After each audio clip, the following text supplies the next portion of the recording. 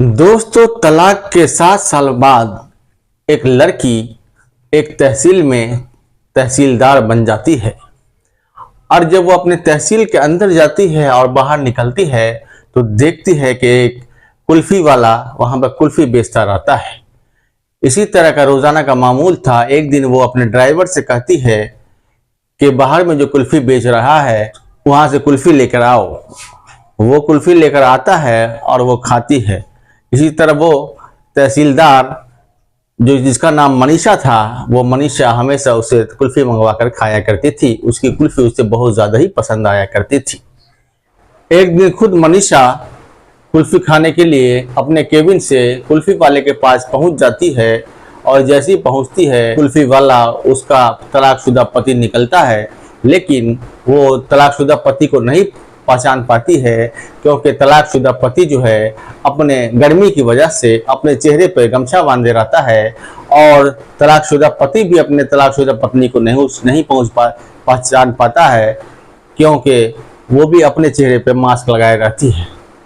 दोस्तों, ये बहुत ही इंटरेस्टिंग स्टोरी है एक तलाकशुदा पति पत्नी के बारे में। वीडियो में आगे बढ़ने से पहले आप लोग चैनल को सब्सक्राइब जरूर कर दें ताकि मेरा हौसला बढ़ता रहे। दोस्तों, मनीषा नाम की एक लड़की बिहार के रहने वाली थी और बिहार के पटना में ही उसका घर था। उसके पिताजी प्रधान अध्यापक थे, एक स्कूल में टीचर की नौकरी करते थे और मनीषा 3 बहन और एक भाई था।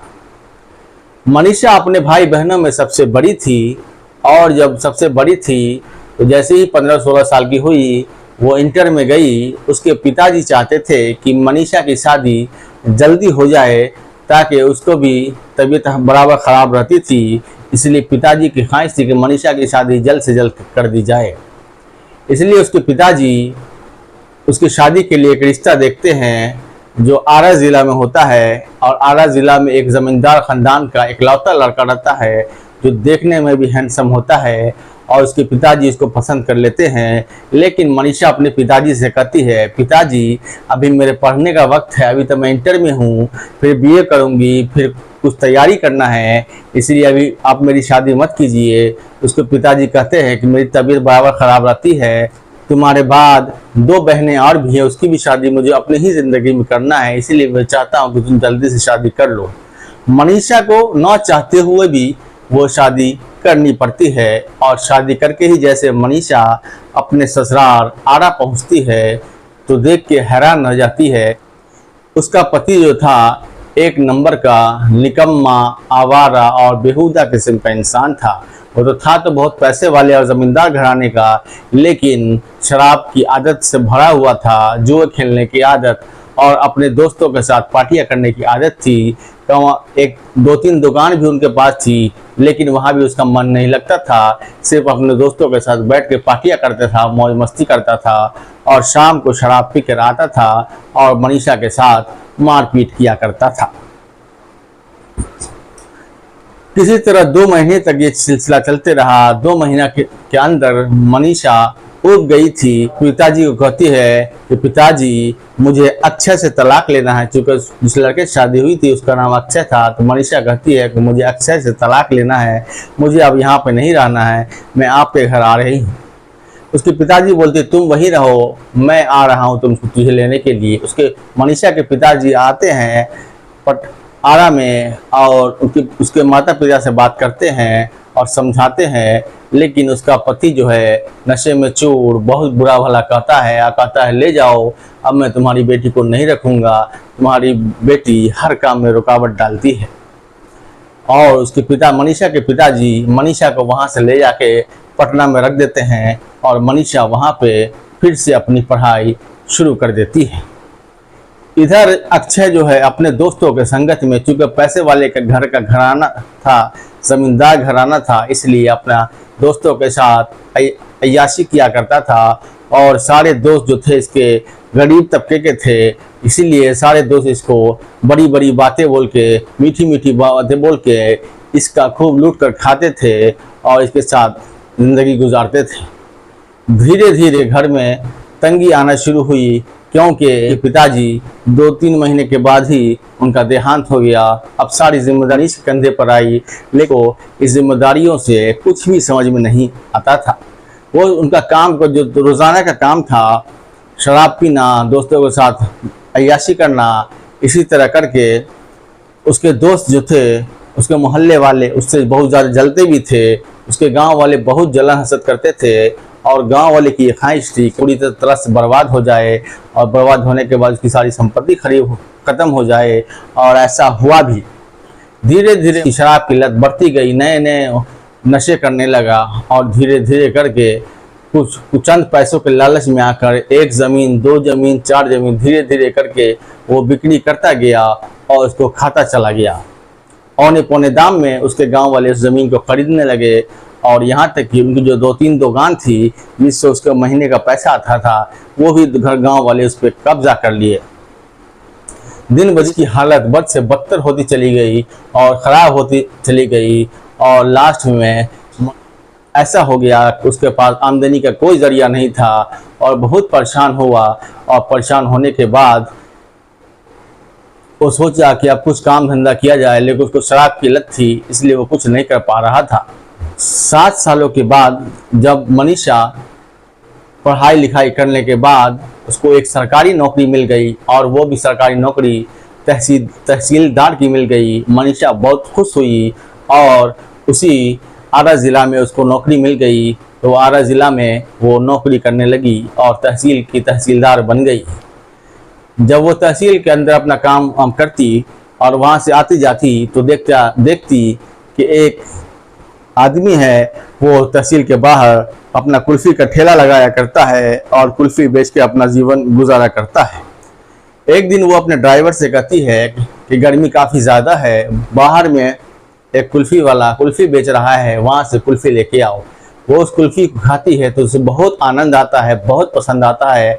इसलिए उसका रोज़ाने का मामूल बन गया था कि वो वहाँ से कुल्फ़ी मंगाती और खुद खाती थी। एक दिन उसका चपरासी वहाँ पर मौजूद नहीं था और उसको मनीषा को कुल्फ़ी खाने का दिल किया, इसलिए वो वहाँ से उठी और सीधा चली गई कुल्फ़ी लाने के लिए।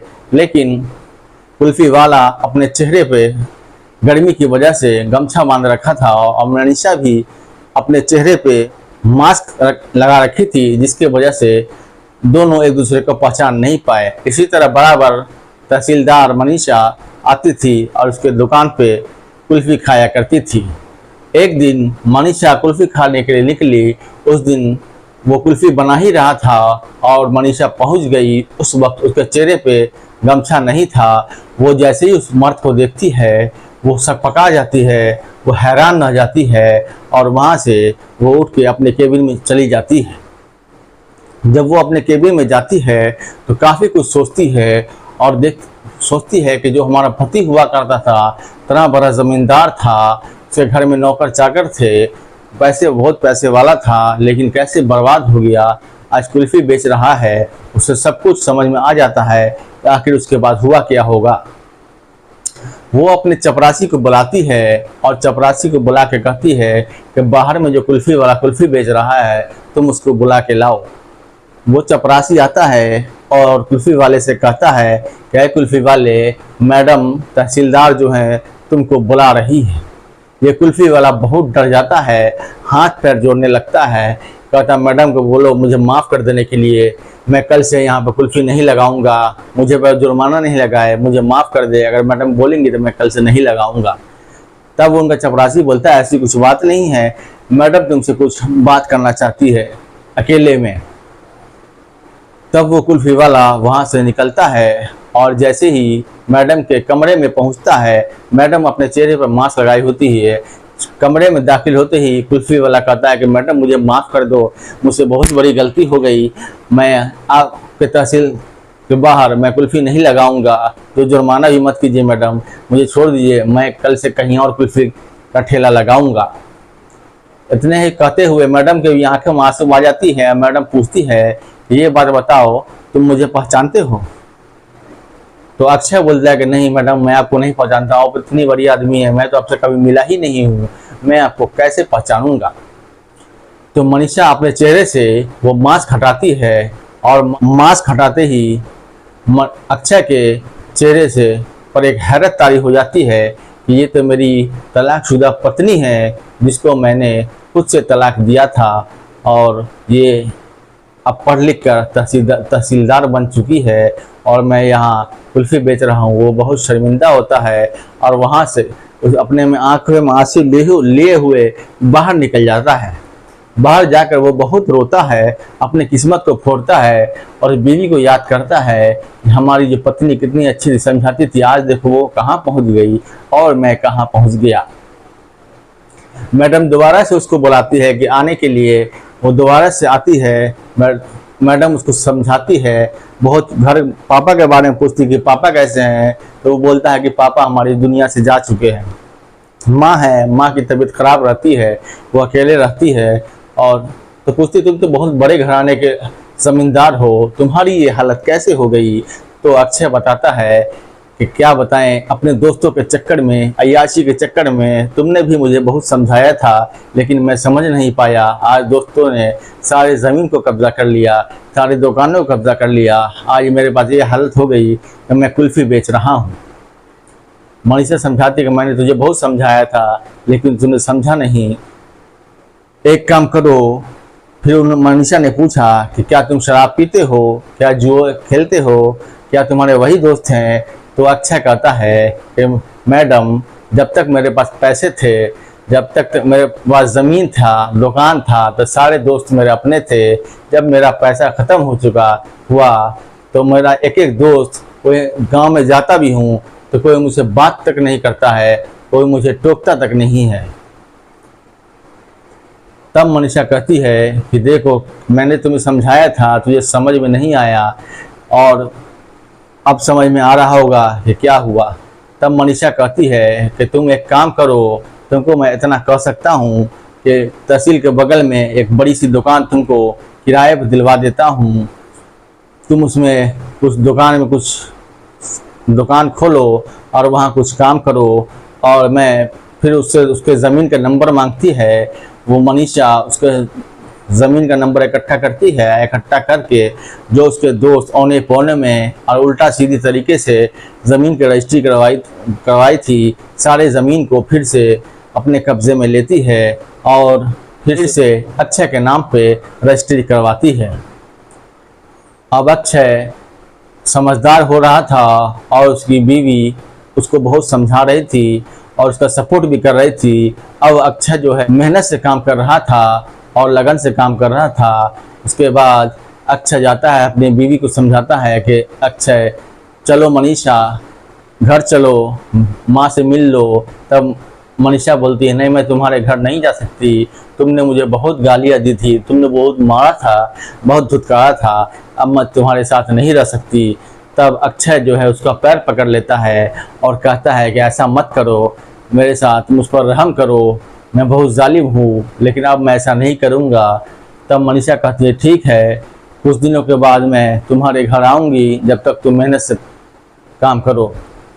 धीरे धीरे जब गांव के लोग देखते हैं कि ये अक्षय जो है फिर से बड़ा आदमी बनते जा रहा है, उसकी सारी ज़मीन उसके नाम पर रजिस्ट्री हो रही है, तो गांव वाले समझते हैं ज़रूर उसके सर पर किसी के न किसी का हाथ है और अक्षय ज़रूर किसी बड़े साहब से मिलकर या किसी बड़े आदमी के संपर्क में है। इसी तरह मनीषा उसका सारा ज़मीन भी वापस करवा देती है। और फिर अचानक से एक दिन, जिस दिन अक्षय अपने घर पर रहता है माँ के साथ, उसी दिन मनीषा उसके घर पहुंच जाती है और पहुंचने के बाद माँ को प्रणाम करती है। जैसे ही उसकी माँ, अक्षय की माँ देखती है मेरी बहू आ गई है, वो खुशी से फूले नहीं समाती है। फिर दोनों सास बहू गले मिलते हैं, फिर अपने सास का आशीर्वाद लेती है और फिर से उसका परिवार जीता जागता इकट्ठा हो गया है। उस दिन उसकी माँ भी उससे माफ़ी मांगती है और कहती है यहीं रहने के लिए, लेकिन मनीषा कहती है कि नहीं मैं अब यहाँ नहीं रहूँगी, आपका स्टेटस बहुत गिर चुका है, इसलिए एक काम करते हैं मैं आपको फिर से दोबारा से अपना पति मैं स्वीकार करती हूँ, चलो एक मंदिर में दोबारा से शादी करते हैं और फिर से कहीं और जाके घर बसाते हैं। तब अक्षय उससे दोबारा शादी करता है और मंदिर में शादी करने के बाद दोबारा से घर बसाता है और वहाँ से उस जगह वैशाली को छोड़ के पटना ही में ही एक अच्छा सा दुकान खुलता है और वहाँ पर खूब पैसे कमाता है। और मनीषा की ज़िंदगी भी बहुत उदास रह रही थी उसी हस्बैंड से। वो हस्बैंड इतना प्यार करता है, इतना मानता है, जो जिस ज़माने में दारू शराब पी के मारता था, आज उसकी किस्मत को मनीषा ने कहां से कहां पहुंचा दिया था। धन्य हो ऐसी लक्ष्मी जैसी बीवी का, लक्ष्मी जैसी पत्नी का, जिसने एक गिरे हुए एक कुल्फी वाले को, एक शराबी कबाबी को इतना बड़ा अच्छा इंसान बना दिया। ऐसी अगर लक्ष्मी जैसी बीवी हर किसी को मिल जाए तो हर आदमी धनवान हो सकता है। दोस्तों, ये कहानी आपको कैसी लगी कमेंट में अपनी राय ज़रूर दें। मिलते हैं अगली वीडियो में, तब तक के लिए रज़ा भाई को दीजिए इजाज़त। धन्यवाद।